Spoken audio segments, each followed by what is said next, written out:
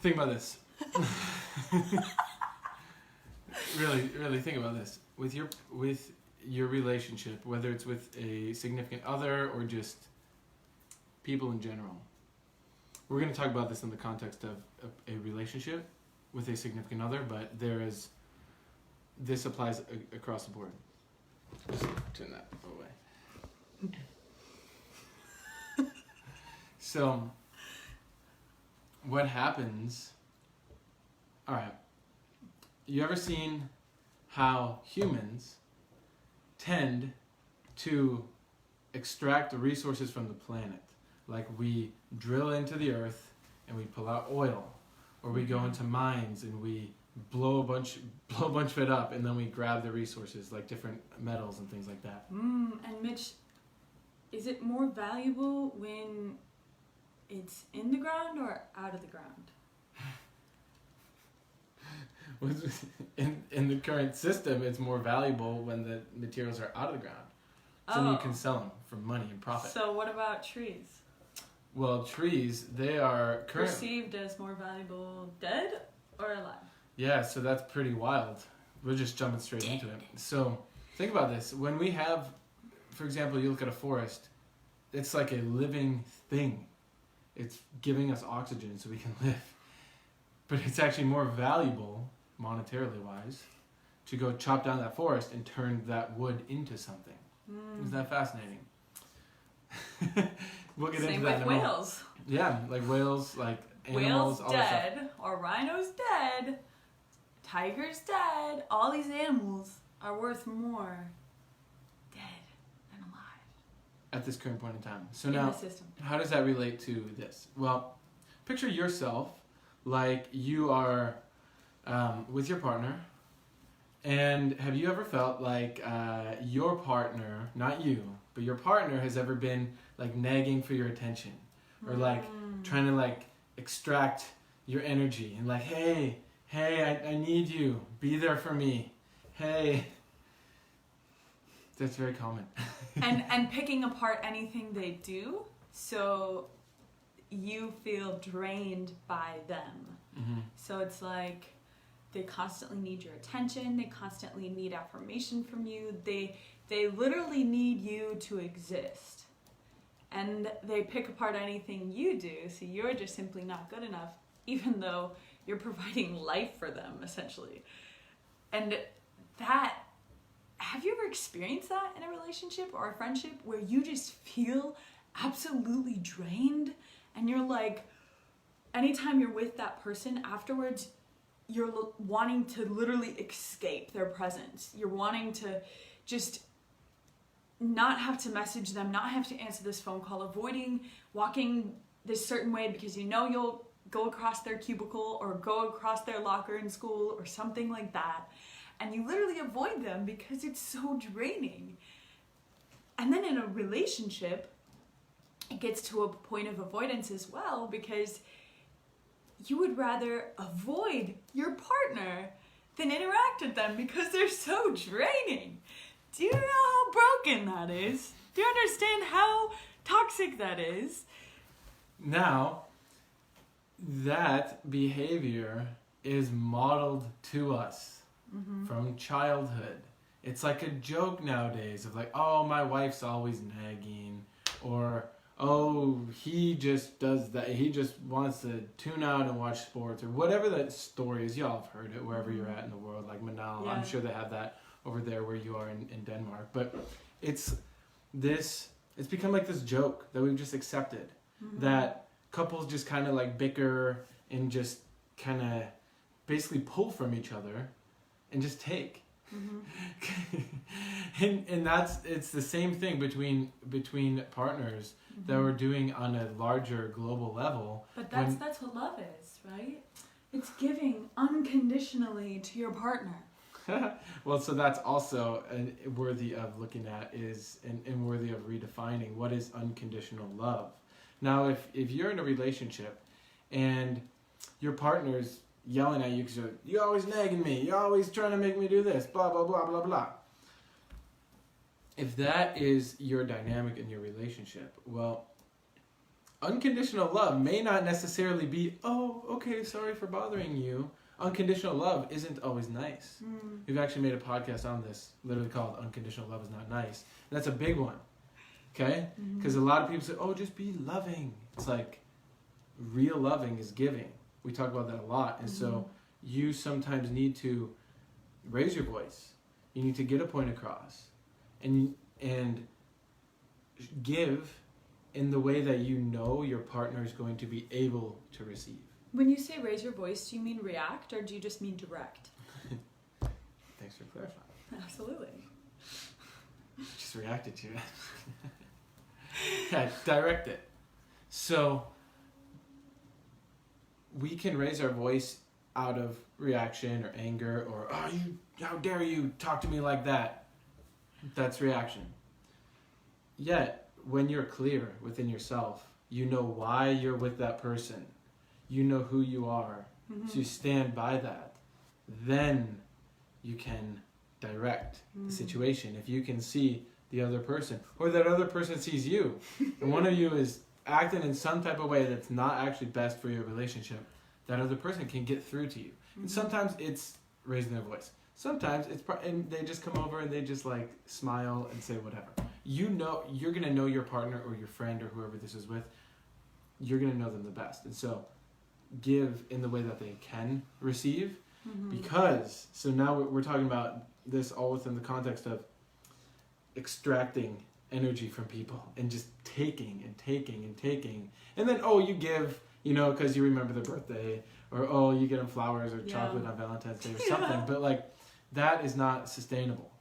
That's like us as a collective extracting from the earth, deforesting everything, taking all the oil and resources. Oh, and then once a year we celebrate Earth Day. Oh, okay, that just gave back everything that we screwed up.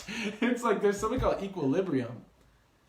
And that is really a word worthy of living and investigating and defining for yourself and taking on as an expression for you and your partner. So there can be a balance. It's a dynamic balance. Yeah, so extraction, I think, goes back to your starting point within being in the relationship.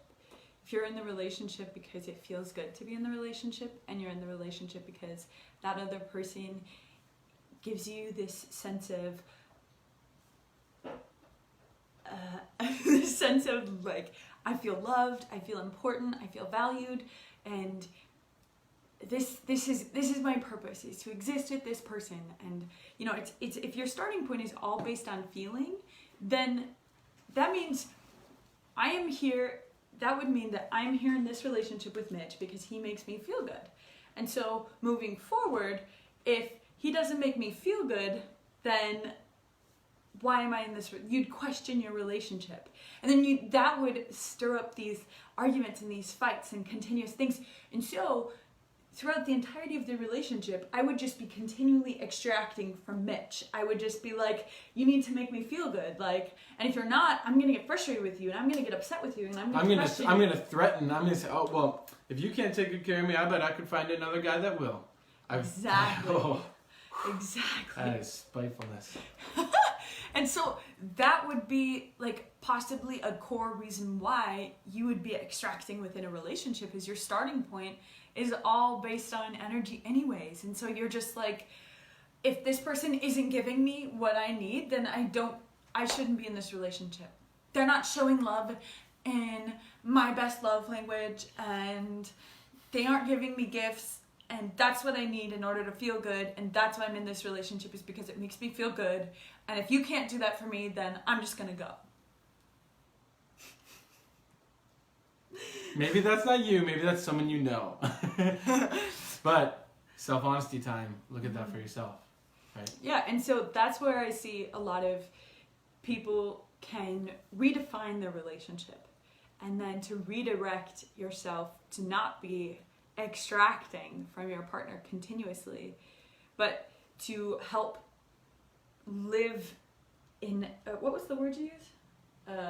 Equilibrium? Yeah, like in an equilibrium with the other individual. And so it's this balance of give, and honestly, it's not even a take. It's just give and receive and give and receive.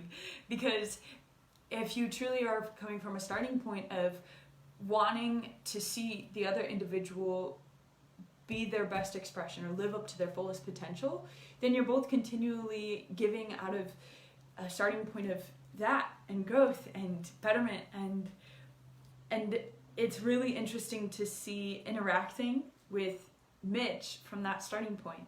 It's like every once in a while I'll catch myself and redirect myself from like a starting point of, oh, I just want to feel a certain way in this moment, and then I see that, and then I redirect myself, and I'm like, well, what would actually be supportive for what we're trying to do right now? And so it's not that Mitch and I are perfect. It's not that we are completely like spot on every single moment, and we've never extracted anything from each other, and this is how everybody should be. Like, we are working towards being perfect. Obviously, that is something that everybody in a relationship should strive for, but it's a continual awareness of where you may not be actually doing something out of what's best for the potential of both of us in our relationship as a whole. And so, you know, you may be coming from a point of complete extraction from another individual right now, or you may just have that sprinkled around in your relationship. But it's a growth in awareness of those points so that you can redirect yourself and be aware of that and communicate it with the other individual if you feel as though they're doing that to you. Well said. So yeah, look at nature as an example. Not what humans are doing to nature, where we're just extracting stuff at this unsustainable rate, but rather look at something as simple as, okay, you have a tree outside. Right? That tree gives off oxygen, and then we breathe that oxygen, and then we give off carbon dioxide, and that tree feeds off of that carbon dioxide to then sustain the tree and then give that back. Look at the sun. The sun is just giving all the time. I don't think the sun receives anything from us, but just look at that. That's an example that you see every single day, wherever you are in the world. I'm sure there's nature in some extent around you. So that can serve as the real model of what's sustainable, and then how you can give and have that equilibrium with your partner. So that's what it's about, because what's the alternative? You keep extracting till they just are like so fed up with you, or you like somehow extracted enough that you're like, oh, now I'm permanently fulfilled. It's like, nah. When you really understand how much we've been programmed from a young age, anyone watching this that was born after 1960, it is in our DNA, basically, to be a consumer. Okay? If you don't know much about that, watch the documentary called Century of the Self. And you can see how PR, advertising, marketing has brainwashed us to be consumers. Endless consumers. Oh, I need that car, I need that item, I need that food, so I can feel some type of way. But also within relationships. Yeah. I'm in this relationship as a consumer. I'm consuming this person's time. I'm consuming this person's words, their actions, their gifts, like all these things. Like, I'm here to consume. If I'm not consuming, I'm going to go somewhere else where I can consume and where somebody will give for me to consume. And that's that point of extraction and that continuum and of consuming. It's like, even in friendships, coworkers, like all this stuff, we've been programmed to, if you're not getting something out of it, I'll go somewhere else. Okay. And then there's that whole paradigm of, oh, I deserve better. I deserve somebody who will actually, you know, take me out on dates and, you know, buy me this stuff and tell me these nice things and write me poems and become a musician just for me and become the best poet and learn more languages so that they can express their love in a variety of ways. And I just deserve someone who makes money just so that they can buy me things. And that's the epitome of consumerism, because you're not only consuming your own life, you're forcing somebody else to live their life so you can consume from them. And that is just ridiculous. Yeah, and so it's just a change in starting point, though, because you and your partner could have a relationship where one of them plays music for the other or writes poems or whatever. Like, that's okay. I write you poems. Yeah, it's just her starting point is like, hey, this is actually me expressing myself. And it's a chance for us to share and build our relationship in a new, cool, and unique way. Like, that's awesome. And I actually appreciate it. And so that's the difference. One is the starting point of consume, and you're looking to satisfy this image in your mind that's probably placed there by Disney or something like that, of some princess or some prince that is just the perfect thing that you will never actually hit because it's not real. Disney's a cartoon for a reason, or it's on in a movie, a moving image which is not actually real in physical reality. And so that is the difference here that we're presenting, is that let go of that image in your mind. We've made other videos on that. Let go of this desire to just consume endlessly from your partner. Mm-hmm. And then look at what's a sustainable way for us to give, for us to receive. Just make note of one or two things that you could do, like maybe tell them something that you like about them, or just share more of yourself with them, something like that. And that sustainability, because like you still have to eat every day, so you still have to consume to live. Mm-hmm. It's just the starting point within consumption. Are you just trying to fill some endless void within yourself, or is it, hey, I'm going to consume this food so it can power me up, and then I go out and I actually make things happen in the world. Mm-hmm. So that's the difference. Yeah, and so it's like a give as you would like to receive. And so in a relationship, if you are not giving to the other individual, if you're not, going out of, not necessarily out of your way either. You don't even have to look at it as sacrificing. It can just be like incorporated throughout your day, little things that you do. Like when you make yourself tea in the morning, if you know your partner enjoys tea in the morning as well, why don't you just make them some tea too?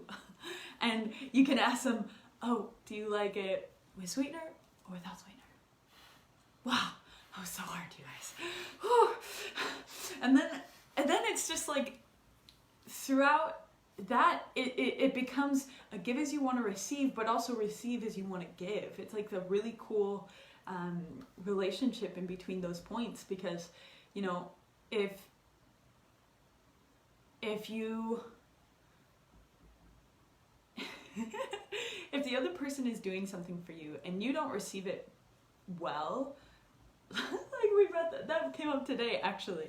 So Mitch was giving me feedback on the lunch that I made him, and then afterwards I was just joking and just saying like, well, I can't do anything right, I can't season your lunch right, I can't do this right, and he's like, that's why I don't give you feedback.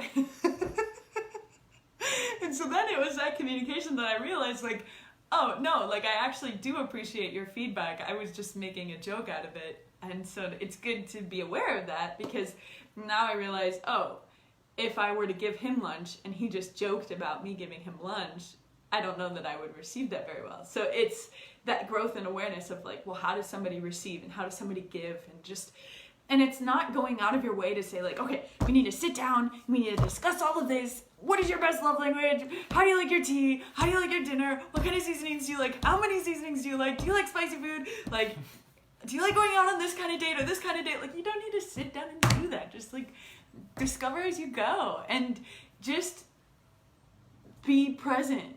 Because like remembering those things really isn't that difficult when you're present in that moment. Whereas if you are in your mind and you're thinking about like, ooh, this is a big point. If you have memories connected to different kind of scenarios within relationships, previous relationships, and or previous situations within your current relationship, and connected to those memories are either good feelings or bad feelings.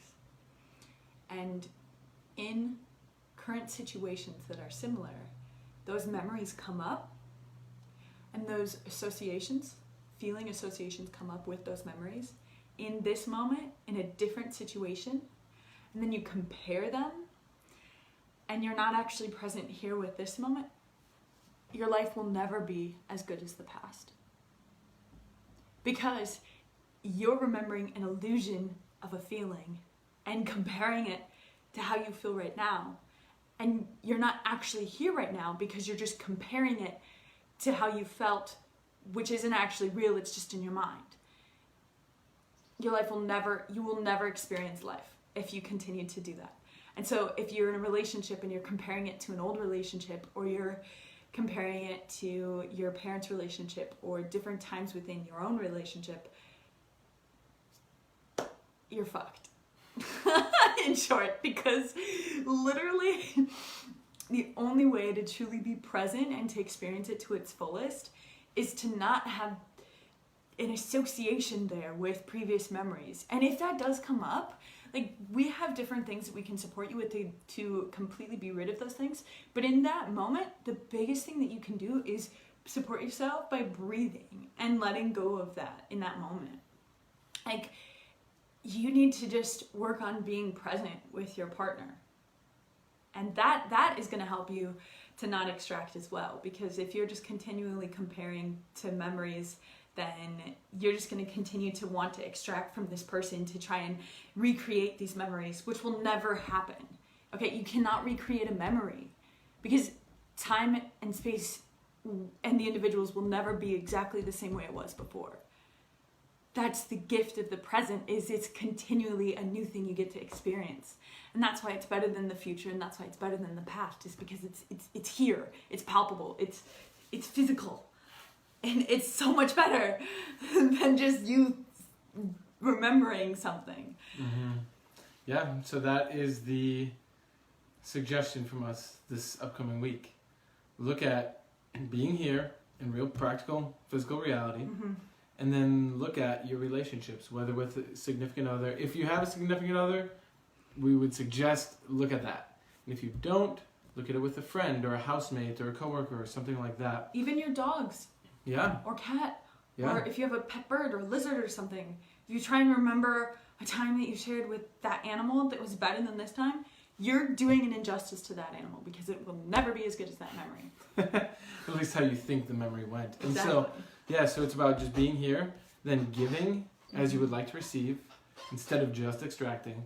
And then you can actually build something here that's more awesome than anything you could even imagine, because you're actually here and creating. So that's what this is really about. So, any final closing thoughts?